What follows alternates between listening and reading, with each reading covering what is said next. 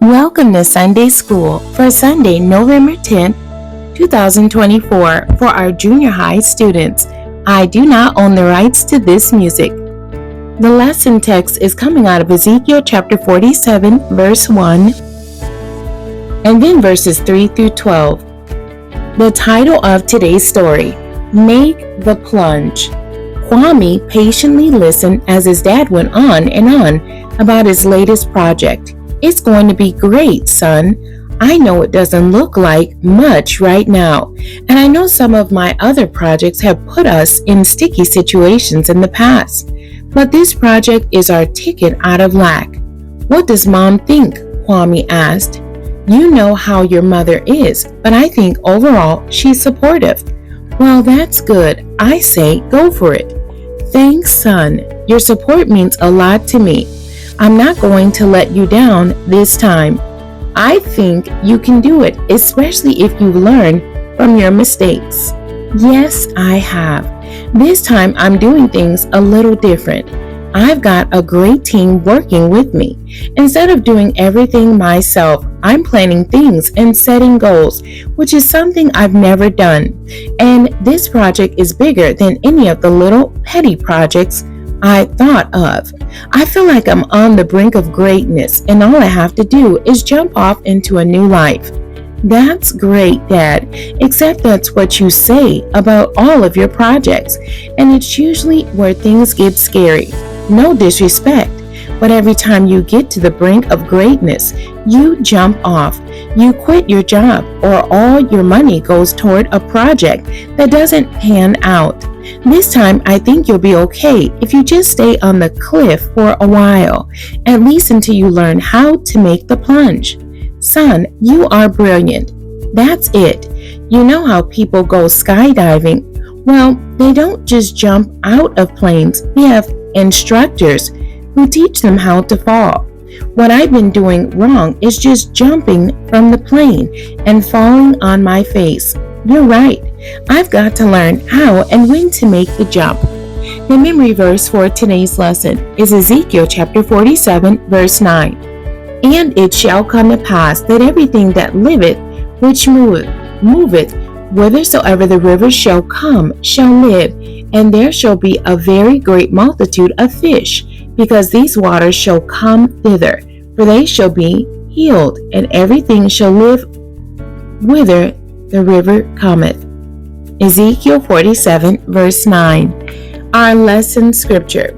Afterward he brought me again unto the door of the house, and behold, waters issued out from under the threshold of the house, eastward, for the forefront of the house stood toward the east, and the waters came down from under from the right side of the house, at the south side of the altar.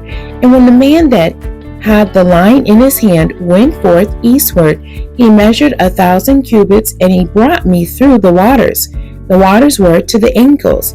Again he measured 1,000, and brought me through the waters. The waters were to the knees. Again he measured 1,000, and brought me through. The waters were to the loins. Afterward he measured 1,000, and it was a river that I could not pass over, for the waters were risen, waters to swim in, a river that could not be passed over. And he said unto me, Son of man, hast thou seen this? Then he brought me and caused me to return to the brink of the river. Now when I had returned, behold, at the bank of the river were very many trees, on the one side and on the other. Then said he unto me, These waters issue out toward the east country, and go down into the desert, and go into the sea, which being brought forth into the sea, the waters shall be healed. And it shall come to pass that everything that liveth, which moveth whithersoever the rivers shall come, shall live, and there shall be a very great multitude of fish, because these waters shall come thither, for they shall be healed, and everything shall live whither the river cometh. And it shall come to pass that the fishers shall stand upon it from Engedi even unto Eneglaim. They shall be a place to spread forth nets. Their fish shall be according to their kinds, as the fish of the great sea, exceeding many. But the miry places thereof and the marishes thereof shall not be healed, they shall be given to salt. and by the river upon the bank thereof, on this side and on that side, shall grow all trees for meat, whose leaf shall not fade, neither shall the fruit thereof be consumed. It shall bring forth new fruit according to his months, because their waters they issued out of the sanctuary, and the fruit thereof shall be for meat, and the leaf thereof for medicine. A transforming stream. The significance of water is depicted heavily in the Bible. Ezekiel has a vision about the life-giving property of water, namely by a flowing river. Wherever the river flows, living things are in abundance: fish, trees, fruit, and people. Ezekiel's vision shows God's presence and blessings. How to appreciate the blessings of water. Number 1. Imagine what life would be like without water. There would be no life. Number 2. Use the internet to find the benefits of water. Number 3. Drink more water this week. It is recommended that you drink half your body weight in ounces. If you weigh 120 pounds, then drink 60 ounces of water. Number 4. When it rains, thank God. It means something is being refreshed. And number 5. Find scriptures with references to water. Life needs water.